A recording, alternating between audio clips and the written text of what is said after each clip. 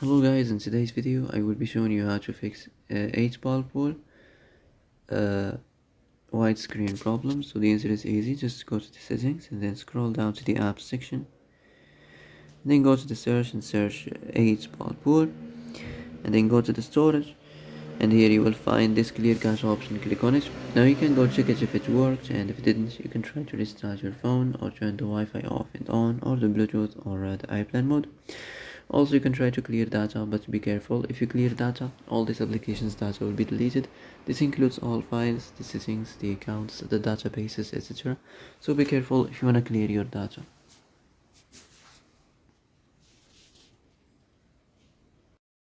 And that's it for today's video. I hope this is the answer you've been looking for. If you like this video, don't forget to like and subscribe, and see you in the next video. Thanks for watching.